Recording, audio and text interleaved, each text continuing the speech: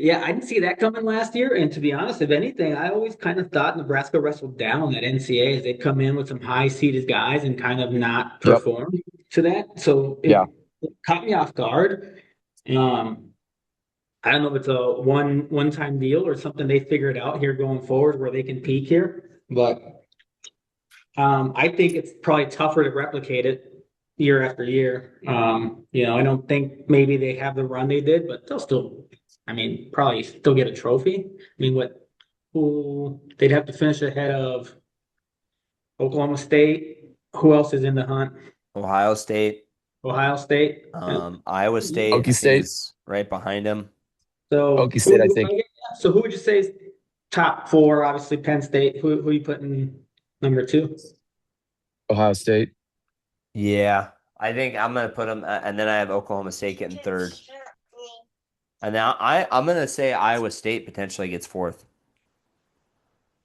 I over feel like Nebraska. Iowa State's banged up. I think Yeah. Nebraska is going to be.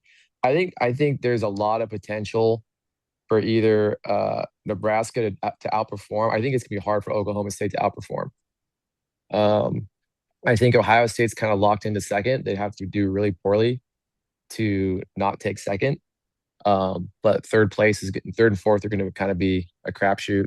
I'd favor slightly Nebraska and then probably Oklahoma State. But yeah, when I look at kind of how the seeds shook out, like Oklahoma State has so many guys on the bubble, like Merrill's seventh or eighth, I think seventh, and Facundo's like seventh or eighth, and Swiderski's eighth, and Spratley's like I think he's at the top. He's in the top half, so he has to wrestle Robinson, who he's lost to, and then he has to beat Lilladal to outperform. So they got some kind of tough draws, and they're in a lot of do or die positions where they're not favored to make the semis, so they're going to have to wrestle a lot of blood matches. So Oklahoma State's going to have a hard time outperforming. I think Nebraska, like you have Minto, who's a third seed, who we all think he's going to make the finals. And they have a couple other weights like that as well. Allred could outperform again, possibly as a low seeded guy. AJ could beat Feldman and make the semis. He's supposed to, I guess. And Taylor's the same thing, he can make a deep run. So we'll see. But I think Nebraska probably has more upside a little bit than Oklahoma State. I mean, you could talk about Troy Spradley at 125s. I think like we've already talked about Merrill at 97s. I mean, there's a chance he doesn't quite make it. I don't think Zach Ryder's totally healthy, but even if he can just win a couple matches, he'll outperform his seed. What do you guys think about Cornell's Yeah, potential? Who do you think? Say that again, Manny. Cornell. What do they're you going to have Oh, a hard time outperforming their seed. Like Yeah. Ruiz is seeded second, Shapiro's seeded third, Ferrara's seeded like fourth or fifth or something like that. He's seeded pretty high. Joy's Um, gonna need to get second, which I mean that's gonna be a tough path for yeah. him. And I think I had most of their guys getting upset. So just like on my bracket, I have them underperforming. But what's his face? Well, I can't remember the coach's name. He's a great coach. Gray. Oh Gray yeah, does Mark a Ray.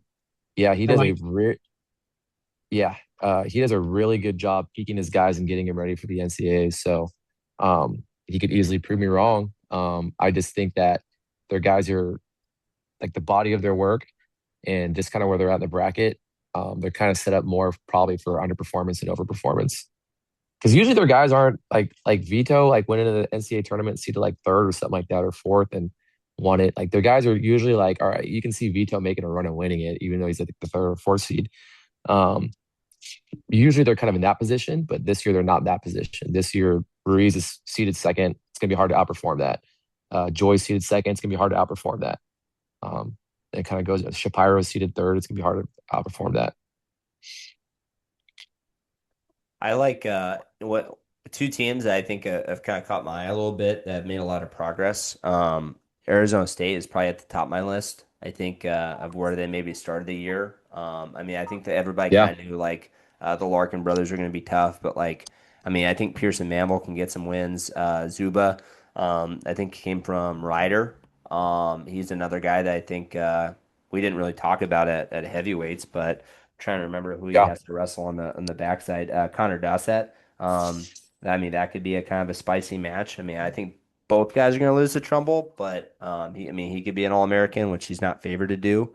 And then guys like Pearson Manville, and then Nico Ruiz had a great Big 12 tournament, taking out Uh-huh. Watkins. So I mean, they're kind of piecing things together at the right time, which is pretty cool. Same thing with Stanford. Stanford's got some guys too, where if you look at maybe the recruiting class, like last couple of years, guys coming in, were they supposed to be this good right away? Like I don't think a lot of people are saying Posada was going to be a potential All-American, coming into college, but here he is. He's a number one or two guy in the country coming in at his weight. But yeah, I Really? agree. I think, yeah, Huh. yeah. He was a Fargo champ and um At 215s I, though. and a Super 32 champ, I think. Um, yeah, I mean, whatever. But he also has that frame to be athletic at that weight.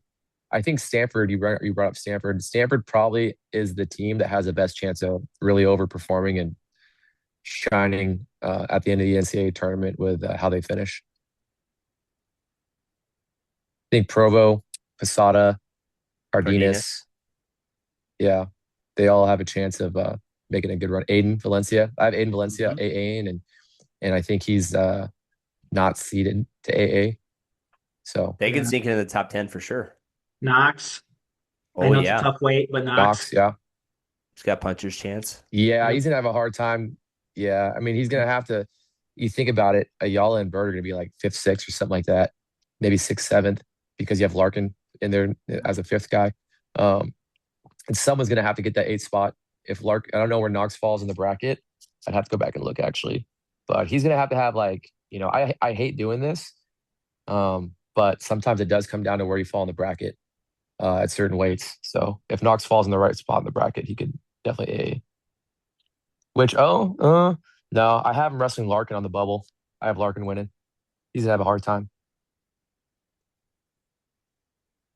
A couple other teams I think can do some damage if things go well. And I don't remember all their spots in the bracket, but NC State and Virginia Tech, I think, have capable guys that can make some runs and can maybe do some damage. But like you said, just kind of where their matchups fall. It's gonna be a big deal.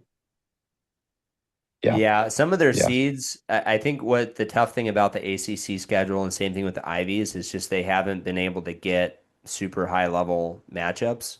I listened to that interview with Tony Roby on the Bader show, and his thing is just like trying to get at least one big duel, two or three duels in total, like outside the conference, and then trying to have at least a big one at home.